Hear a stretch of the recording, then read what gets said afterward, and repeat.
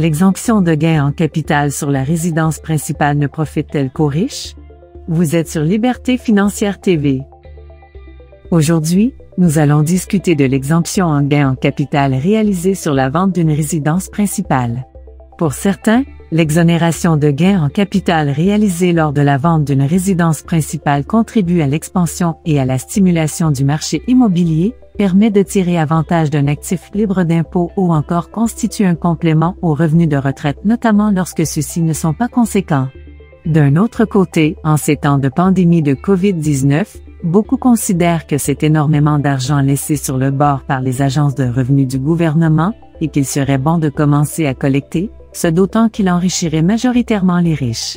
Mais, avant d'entrer dans plus de détails, comment fonctionne l'exonération des gains en capital réalisés sur la vente d'une résidence principale, et pour quelles raisons certains réclament au moins une limitation de l'exonération, si ce n'est son abandon, tandis que d'autres s'y opposent et préfèrent le maintien de l'exemption?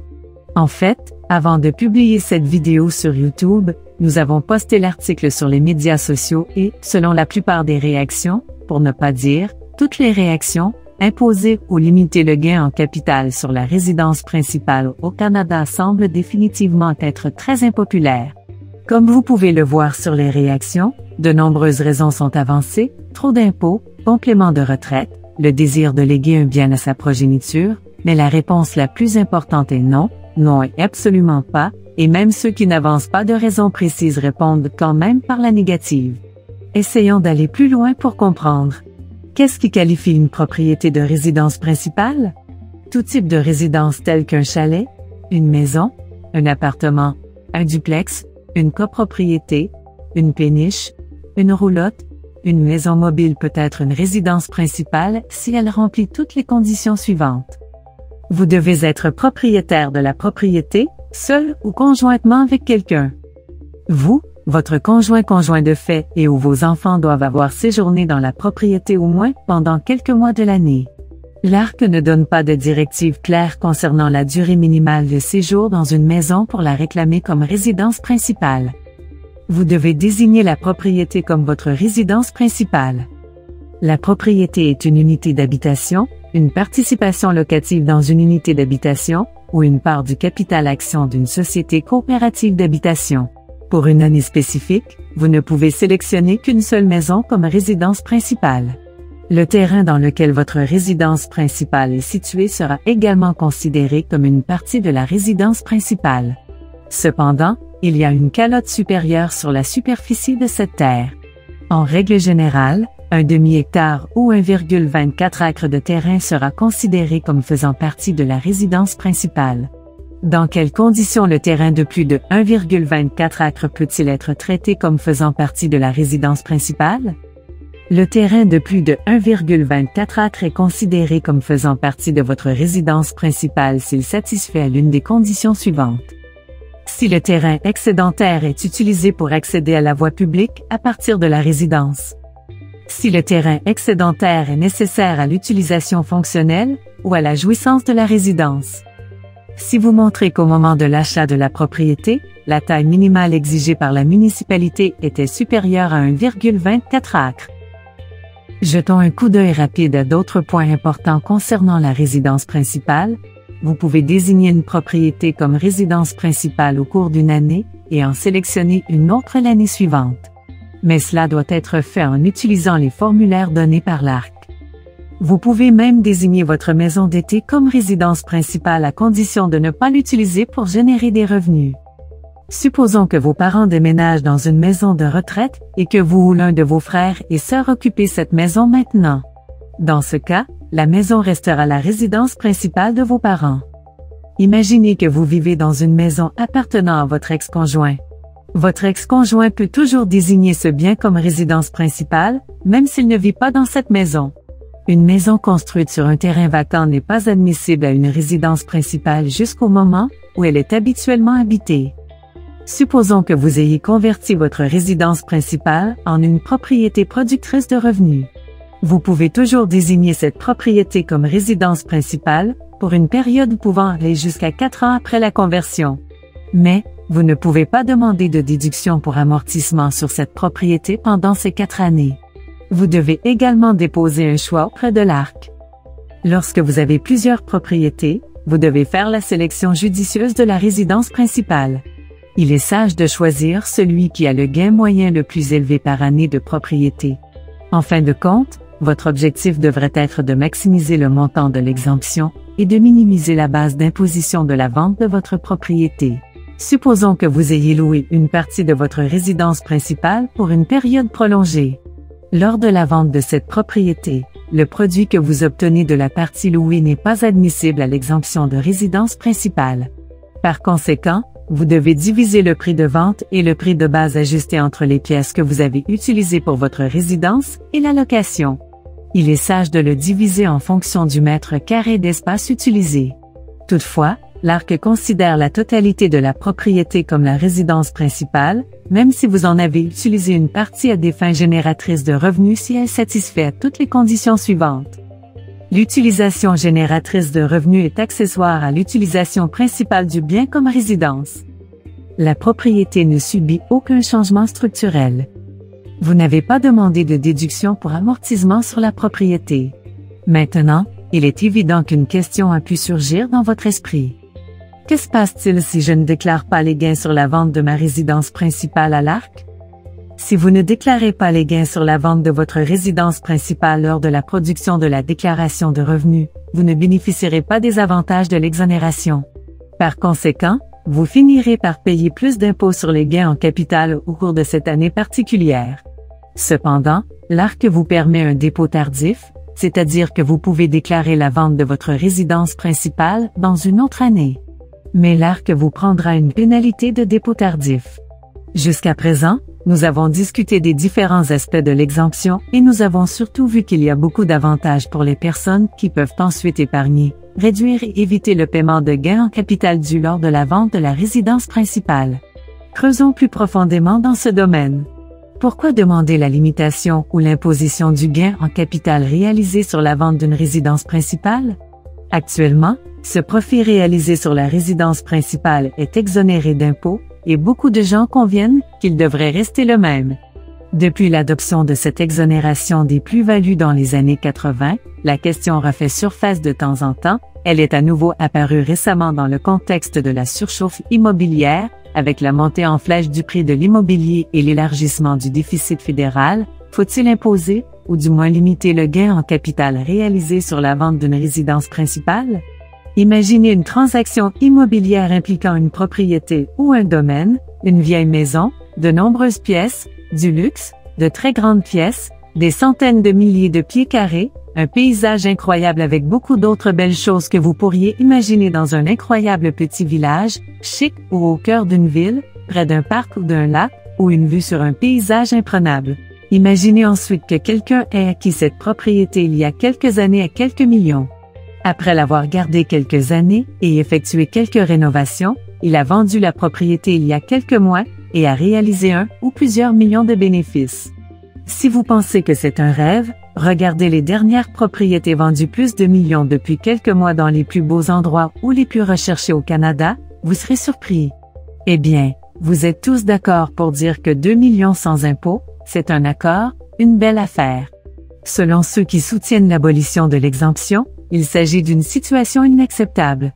Pour eux, il n'est pas acceptable que certains gagnent des millions en vendant une maison, alors que le gouvernement est aux prises avec de nombreuses pressions financières. Tout cet argent pourrait faire partie de la solution pour réduire cette pression financière et contribuer au plan de relance économique lié à la pandémie. À l'heure où le gouvernement est à la recherche de nouvelles sources de revenus pour financer le déficit, la suppression de l'exemption entraînera une forte augmentation des recettes fiscales du gouvernement.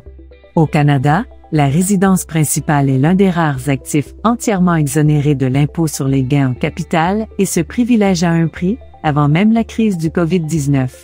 Il suffit de jeter un coup d'œil sur les chiffres. Selon le ministère des Finances du Canada, pour l'année d'imposition 2019, la non-imposition du gain en capital sur la résidence principale a entraîné une dépense fiscale estimée à 4,895 milliards de dollars pour le gouvernement fédéral. Pour l'année d'imposition 2017, environ 470 000 personnes ont demandé cette exemption. Il convient d'ajouter l'impact négatif de la pandémie sur des finances publiques, qui n'étaient déjà pas avant cela dans un état reluisant. En conséquence, la pandémie a ramené son lot de craintes et de problèmes auxquels il a fallu faire face afin d'éviter les sans-emploi et protéger les plus démunis. Pour venir en aide aux personnes touchées par les difficultés financières, le gouvernement a déboursé des milliards de dollars, ce qui a entraîné un passif colossal et une dette publique de plus en plus lourde, sans compter les inquiétudes soulevées au sujet du remboursement de ces prêts. Conséquences de l'exemption, surchauffe immobilière, préjugés, petits et grands profits. Si les partisans de la limitation ou de l'abolition de l'exemption du gain en capital sur la résidence principale mettent en avant des millions et des millions gagnés par un petit nombre de personnes, ceci ne constitue qu'une facette de la réalité. En fait, une grande partie des personnes concernées sont aussi des petits propriétaires. Lorsque vous avez passé des dizaines d'années à tenter de rembourser l'hypothèque sur une maison, un condo ou un duplex afin de mettre de côté un actif pour une meilleure retraite, vous pensez que c'est la peur d'obtenir cet argent libre d'impôts. Dans l'ensemble, le petit propriétaire ou le propriétaire d'un jumelé espère ainsi obtenir des gains non imposés. Dans le même temps, même avec son énorme profit, cet ancien propriétaire pourrait toujours faire face à des défis pour déménager dans un marché immobilier qui monte en flèche. S'il vend dans un marché favorable aux vendeurs, il devient soit un acheteur, soit un locataire. L'imposer sur le gain en capital serait dès lors un préjudice pour lui, au point qu'il réfléchirait à 2 fois avant de quitter sa maison pour s'installer ailleurs. Mais nombreux sont ceux qui estiment que cette problématique ne se pose pas pour ceux qui ont beaucoup d'argent. En conséquence, pour un millionnaire qui gagne plus de millions en revendant un manoir, c'est une autre chose. Dans cette catégorie, il s'agit simplement d'abaisser légèrement le niveau de vie, et non d'un véritable problème de relocalisation. Ces personnes pourraient choisir de vivre plus modestement pour garder leur profit. Ce n'est pas un drame de passer d'une résidence flanquée de 4 garages à une autre qui en a 3, ou de diminuer la taille de la piscine, ou le niveau de son confort, et ils n'ont aucun problème à déménager. Dans certains cas, l'immobilier constitue pour ces personnes une fraction de leur patrimoine, contrairement aux personnes ordinaires pour qui la maison représente souvent l'essentiel de ses actifs financiers. D'autre part, il y a aussi ceux qui soutiennent l'exemption est nécessaire pour financer la retraite. De nombreuses personnes de la classe moyenne considèrent la résidence principale comme un investissement libre d'impôts. Ceux qui n'ont pas de fonds de pension adéquats ou tout autre investissement important considèrent leur résidence principale comme un outil pour amortir leur retraite. Par conséquent, tout changement dans la loi fiscale pourrait influencer bien négativement la planification financière de la retraite d'une population de la classe moyenne. C'est probablement l'une des raisons pour lesquelles, en lieu et place de l'abandon pur et simple de l'exonération, plusieurs suggèrent qu'il serait plus approprié de plafonner l'exemption du gain en capital réalisé sur la vente d'une résidence principale. Comment limiter le gain en capital réalisé lors de la vente d'une résidence principale? Si pour les petits propriétaires, il est plutôt pénible d'imposer le gain en capital réalisé sur sa résidence principale, les nombreux avantages de la spéculation, de la vente à chaud ou du retournement du marché immobilier représentent semble-t-il des millions perdus par le gouvernement. Ajoutez à cela, la dette colossale du gouvernement qui aura besoin de recettes supplémentaires, et une réforme fiscale dans ce sens pourrait être une partie de la solution. Le plafonnement du gain en capital n'est pas original au Canada. Par exemple, lorsque vous touchez un profit après avoir vendu une petite entreprise, un bien agricole ou un bien de pêche, vous pouvez éviter de payer de l'impôt sur la totalité ou une partie de ce profit grâce à l'exonération cumulative des gains en capital. Cet outil est précieux pour les petits propriétaires de petites et leur permet de constituer des économies soit en vue de la retraite, soit afin de réinvestir dans une autre entreprise. En 2021, si vous vendez des actions admissibles d'une petite entreprise canadienne, cette exonération est de 892 218 $. Supposons que vous vendez en 2021 des parts d'une petite entreprise et réalisez un profit de 1 200 000 $. En 2021, vous pouvez déduire 892 218 $ de ces profits, vous ne payez de l'impôt que sur la différence entre 1 200 000 $ et 892 218 $. Ce montant est cumulatif et indexé chaque année. Pour ceux qui défendent le plafonnement de l'exemption du gain en capital réalisé lors de la vente d'une résidence principale, Un tel modèle serait transposable à l'impôt sur la résidence principale. Mais comment définir ce montant? 1 million? 2 millions? 500 000 $? Ce serait difficile à dire et ne pourrait constituer qu'un montant arbitraire. Selon les partisans de la limitation, l'une des conditions permettant de définir cette limite pourrait être la durée de la propriété du bien. Encore ici, il faudrait définir le nombre approprié. Le montant imposé pouvant être plus ou moins élevé en fonction de la période de détention. Rappelons que plus vous détenez un actif longtemps, plus le gain en capital réalisé sur la vente de cet actif est aussi en partie érodé par l'inflation. Il serait également possible de plafonner pour chaque personne l'exonération dont elle peut bénéficier de son vivant, quel que soit le nombre de transactions immobilières. Cette solution a été suggérée, dans la province de Québec, il y a quelques années, par la Commission de révision de la fiscalité et chaque personne pourrait avoir une limite cumulative à vie de 1 million de $, indexée. Pourquoi ce montant et pas une autre? Pas de réponse. Donc, c'est une sorte de choix arbitraire, sinon sur quelle base peut-on considérer qu'un million est assez? Ce montant pourrait être tout ce que possède une personne et pas assez pour une autre. Quoi qu'il en soit, si l'une de ces limites était imposée, alors, la plupart des riches propriétaires l'auraient facilement brisée et se retrouveraient avec un avis d'imposition. Merci d'avoir regardé jusqu'à la fin. Beaucoup plus de questions peuvent surgir dans votre esprit à ce sujet. Mais qu'il s'agisse d'abolir l'exemption, de limiter ou de modifier le gain en capital réalisé lors de la vente d'une résidence principale, la question est dans le vent ces derniers temps, mais elle est très impopulaire, et ce n'est pas certain que ce serait politiquement payant quels que soient les dirigeants concernés. Dites-nous ce que vous en pensez, cela aide beaucoup notre chaîne à se développer. De plus, si vous souhaitez en savoir plus, n'oubliez pas de regarder nos autres vidéos sur les principes d'imposition des transactions en crypto-monnaie.